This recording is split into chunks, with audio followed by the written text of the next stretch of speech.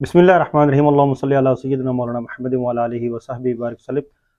अस्सलाम वालेकुम दोस्तों, अपना गिरदो नबा का अजीज़ व अक़ारिब का ज़रूर ख्याल रखें। पाकिस्तान में जो सियासी हलचल है उसमें काफ़ी एक अच्छी खबर सुनने को मिली और देखने को मिली। जो इमरान खान ने वादा किया था वो मुकम्मल कर दिया।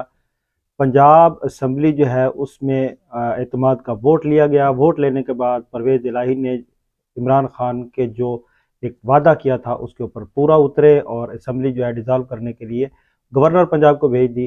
गवर्नर पंजाब ने उस असम्बली पे दस्तखत करने के लिए सोच रहे हैं और हो जाएंगे आज कल में। इसी के साथ कुछ और चीज़ें गर्म शुनीद और गरम गरम खबरें आ रही हैं। लगता है कि अब जो है वो पीएसपी और हकीकी और बहाली एमक्यूएम और एमक्यूएम जो इकट्ठे हुए हैं, ये एक कोई नया मार्का आने वाला है। और कराची की जो इस वक्त होने वाली है बल्दियाती इलेक्शन, उन इलेक्शन के बारे में जो है वो उनकी काफ़ी तशवीश और हल्का बांधियों पर बात करते हुए उन्होंने इलेक्शन को रोकने के बारे में कहा है।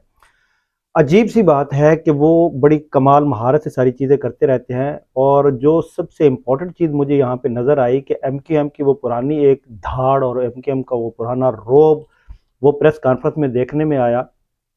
जब पीएसपी के रहनुमा एमक्यूएम में दाखिल होते हैं तो कहते हैं मैं अब दूसरी हिजरत करके पाक सरजमीन पार्टी से दोबारा एमक्यूएम में आ रहा हूँ। और उन्होंने कहा कि शहर के कुछ लोग शरीफ क्या हुए, सारा शहर ही बदमाश हो गया। तो ये एक बॉलीवुड किंग शाहरुख खान का डायलॉग था जो उन्होंने मारा। और इस डायलॉग के ऊपर भी काफ़ी सारी बात और वो एक चीज़ नज़र आ रही है जो पहले एमक्यूएम होती थी और उस एमक्यूएम के अंदर जो एक चीज़ थी, एक दहशत, एक रोब और सारी चीज़ें, क्या वो इशारा उनकी तरफ था कि ये चीज़ हो सकती है। और दूसरी बात जो फ़ारूक सत्तार साहब ने कही, वो कहते हैं कि क्यों ना हम असम्बली से इस्तीफ़ा दे दें। मैं तो कहता हूँ कि वफाकी हुकूमत को भी छोड़ देना चाहिए। इनके साथ एक और अच्छी चीज़ जो मुझे आज आपके साथ शेयर करनी है वो ये कि साबिक जो कैदी रहे इनके वफाकी हुकूमतों के और एक नौजवानों के लिए एक अपना कानून का रास्ता निकालने वाले और इंतहाई सीनियर सिटीज़न जिनके ऊपर कैद सोबत की बहुत सारी सोबतें उन्होंने झेली इस निज़ाम में, और वो पाकिस्तान अवामी तहरीक के सेक्रेटरीट में तशरीफ़ लाते हैं और सेक्रेटरी जनरल खुर्रम नवाज़ गंडापुर सबसे मुलाकात उनकी होती है। उनके दिल पे जो है वो एक खूबसूरत सा उनके एक इत्मीनान है और उनके चेहरे पर जो है वो हमने एक रोशन और मुस्तकबिल के लिए एक अच्छा कानून ये देखा कि वो इस निज़ाम में जो है इस निज़ाम के साथ जंग लड़ रहे हैं और अपने आप को मुतमिन उन्होंने ज़ाहिर किया और दिखा भी रहे थे। जब वो सेक्रेटरी जनरल पाकिस्तान अवामी तहरीक के दफ्तर में बैठे हुए थे तो उन्होंने कहा कि इस निज़ाम में चादर और चार दीवारी गैर महफूज हो चुकी है और अब इससे कोई और काम बाकी नहीं रह गया कि इस निज़ाम को जो है उल्ट दिया जाए। और उन्होंने कहा कि हमें हमेशा जो है वो सानिया मॉडल टाउन के लिए आवाज़ उठाई और उठाते रहेंगे। ये वो एक बदनुमा दाग है पाकिस्तान की सियासत पर और पाकिस्तान के इस निज़ाम पर कि जो आज से 8 साल पहले होना हुआ और निहत्ते लोगों के जो शहीद किया गया और अपने हकूक़ मांगने वालों के साथ जो जुल्म और जबर किया गया और आज भी इंसाफ जो है उनको नहीं मिला और उनकी जो वो रसा है वो आज भी दर दर धक्के खा रहे हैं। तो तहरीक इंसाफ के मरकज़ी रहनुमा सेनेटर आज़म सवाती ने कहा कि अदलो इंसाफ के कौमी इदारों को बावकार और मजबूत बनाना चाहते हैं ताकि कोई भी ताकतवर और दौलतमंद जो है वो इंसाफ के ऊपर असर रसूख न कर सके और इस्लाम और आइन और कवानीन के अखलाकियात को पामाल न कर सके। उन्होंने कहा कि पाकिस्तान में जमहूरियत है और ना ही को अदल इंसाफ का निज़ाम।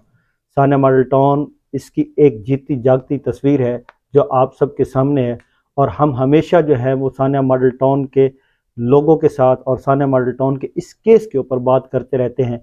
कुछ इंकशाफात अजीब से हैं और उनके जो दबे अल्फाज थे उन्होंने ये भी महसूस किया कि सानिया मॉडल टाउन के ऊपर वो इंसाफ करना चाहते थे और जितना मुमकिन हो सका वो उसमें तावन और काम करना चाहते थे, लेकिन वो नहीं कर सके इस निज़ाम के तहत कि ऐसा न हो कि ये निज़ाम एक्सपोज हो जाए और निज़ाम जो अब आखिरी सांसें ले रहा है, वो कहते हैं ना कि गिरती हुई दीवार को एक धक्का और दो।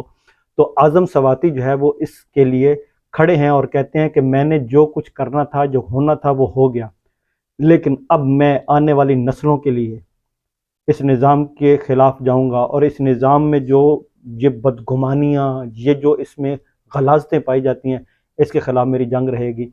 और अजीब सी बात है, आपने मीडिया पे देखा होगा कि आज़म सवाती साहब जब जाते हैं सुप्रीम कोर्ट जाते हैं या हाई कोर्ट जाते हैं, जब वो जजेस को अपनी एप्लीकेशन देते हैं, वो कहते हैं कि ये मेरे साथ नाइंसाफ़ी हो रही है, ये मामलात हैं, लेकिन उनकी कोई सुनवाई नहीं होती।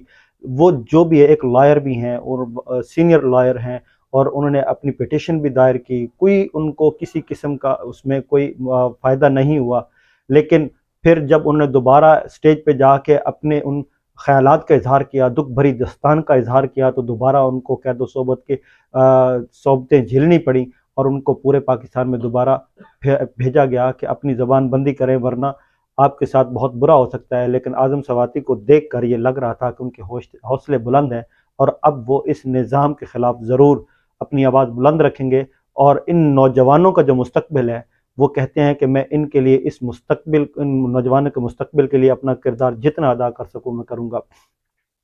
सेक्रेटरी जनरल खुर्रम नवाज़ गंडापुर साहब ने कहा कि ये निज़ाम मुल्क की तरक्की के लिए सबसे बड़ा दुश्मन है। जैसे डॉक्टर ताहिरुल कादरी साहब शुरू से ये कहते हैं कि ये निज़ाम ही जो है वो पिसे हुए तबकों को दबाने के लिए है और शराफिया के लिए बनाया गया है, जागीरदारों के लिए बनाया गया है, और वो लोग इससे बेनिफिट लेते हैं। आप देखें तो डॉक्टर ताहिरुल कादरी साहब जब उन्होंने पाकिस्तान अवामी तहरीक की बुनियाद रखी, तो सिर्फ़ और सिर्फ उनका 1 पॉइंट एजेंडा था, जो आज दिन तक उसी के ऊपर काम हो रहा है कि ये निज़ाम जो है ये पाकिस्तान के लिए ज़हर कातिल है और इस निज़ाम को तब्दील होना चाहिए। इस निज़ाम को हमारे आबाओ अजदाद भी देख चुके, हम भी देख चुके, और हमारी नस्लें जो हैं वो भी देख रही हैं कि ये निज़ाम किस तरह करके पिसे हुए लोगों को जो है वो ज़लील ख्वार करता है। ना तो उनके लिए तालीम है, ना उनके लिए सेहत है, और ना ही उनके लिए बुनियादी जो सहूलतें हैं वो प्रोवाइड की जाती हैं।